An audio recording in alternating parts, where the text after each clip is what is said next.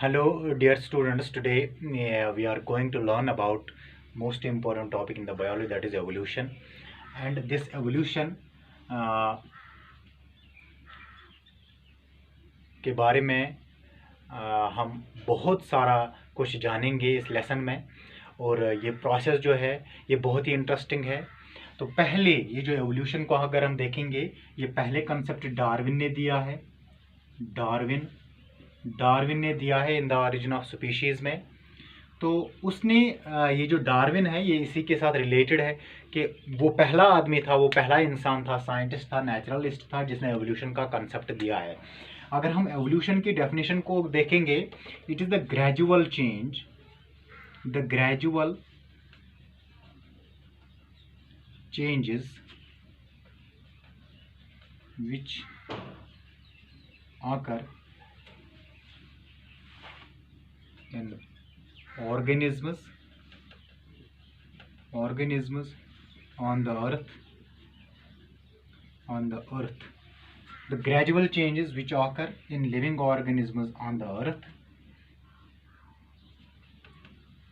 and the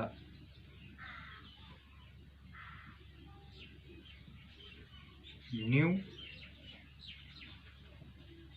organisms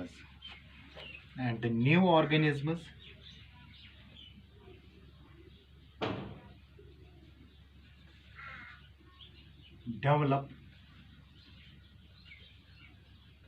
from these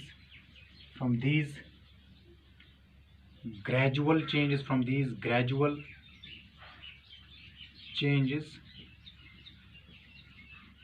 and new organisms develop from these gradual changes from the ancestral ones, which look totally different from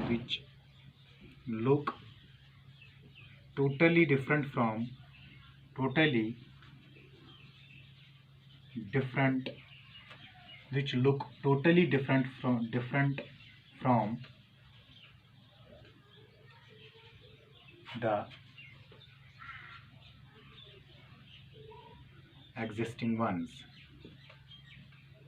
existing ones. और अगर हम देखते हैं कि definition बहुत gradual changes, that means very slow changes, very slow. और ये बहुत स्लो है, they take millions of years. ये मिलियंस ऑफ ईयर्स लगते हैं इन ग्रेजुअल चेंजेस को होने में, विच जो ऑर्गेनिज्म्स में आते हैं अर्थ पे, and the new organisms develop, वो नए लिविंग ऑर्गेनिज्म बनते हैं। कहाँ से? From this gradual. जब ये ग्रेजुअल चेंजेस आते हैं एंसेस्टर्स में या पुराने लिविंग ऑर्गेनिज्म में, तो नए ऑर्गेनिज्म बनते हैं। फिर ये नए ऑर्गेनिज्म जो है, जब हम देखते हैं, ये टोटली डिफरेंट होते हैं फ्रॉम द एंसेस्टर्स। और इस ग्रेजुअल प्रोसेस को हम बहुत जो है ये हम देख नहीं पा रहे हैं, क्योंकि इसमें मिलियंस ऑफ ईयर्स जो है लगते हैं इस प्रोसेस को होने में। अब यहाँ पे ये ऑर्गेनिज्म्स का है, लेकिन पहले अगर ये ऑर्गेनिज्म्स की डेफिनेशन है, तो ये यूनिवर्स अगर हम देखेंगे, इस यूनिवर्स का भी जो है ये इवॉल्व हुआ है, यूनिवर्स ये भी इवॉल्व हुआ है। पहले यूनिवर्स ऐसा नहीं था, या इसमें बहुत सारे थ्योरीज आ गए हैं कि ये ज़मीन कैसे बने हैं, हमारा जो मिल्की वे गैलेक्सी है, ये जो है गैलेक्सी है जिसमें हम रहते हैं, वो कैसे बनी है। तो बहुत सारे इसमें थ्योरीज आ गए हैं। और जब जो मोस्ट एक्सेप्टेबल जो है वो बिग बैंग थ्योरी है कि एक बहुत बड़ा मास था, उसमें फिर एक्सप्लोजन हो गया है, और ये बहुत सारे जो है ये गैलेक्सीज, ये स्टार्स, प्लैनेट्स बन गए हैं। और ये फिर जो है इस यूनिवर्स में आ गए, या इस यूनिवर्स में जो है एक्सपैंड हो रहे हैं। हर कोई प्लैनेट या हर कोई गैलेक्सी या एक दूसरे से जो है एक्सपैंड हो रहे हैं। तो ये इसमें बिग बैंग थ्योरी में जो ये बताया गया है कि अर्थ अप्रॉक्सीमेटली, अगर हम यूनिवर्स का देखेंगे, 20 बिलियन ईयर्स जो है, billion years ago years ago universe का जो जन्म हुआ है। अगर हम देखेंगे अर्थ का जन्म, इसमें अप्रॉक्सीमेटली 4.5 बिलियन ईयर्स एगो। तो इसमें ये जो अर्थ है, अर्थ में बहुत सारी गैसेस जो प्रेजेंट थे उस टाइम, लेकिन उनमें यूजुअली हाइड्रोजन था, उनमें ये वाटर वेपर्स, मीथेन था, मीथेन, अमोनिया था, अमोनिया। और ये इस अर्थ पे ये धीरे धीरे जो है थ्रू अल्ट्रावायलेट रेडिएशन, इसमें से जो है फिर लेटर ऑक्सीजन जो है, ऑक्सीजन और हाइड्रोजन बना, हाइड्रोजन इन वाटर वेपर्स की वजह से हाइड्रोजन फिर जो है मीथेन के साथ या अमोनिया के साथ मिला और उसने वाटर बना दिया है, लिक्विड वाटर।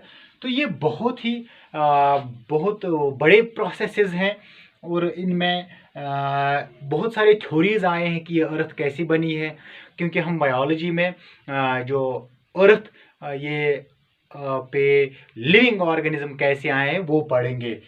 तो ये अर्थ कैसे लिविंग ऑर्गेनिज्म, अर्थ ने कैसे लिविंग ऑर्गेनिज्म जन्म दिए हैं, तो ये हमें पढ़ना है। अब यहाँ पे ये इस एवोल्यूशन में बहुत एक अहम थ्योरी आई है, the origin of life, origin of life on earth. तो ये लाइफ जो है कैसे ज़मीन पे आ गई।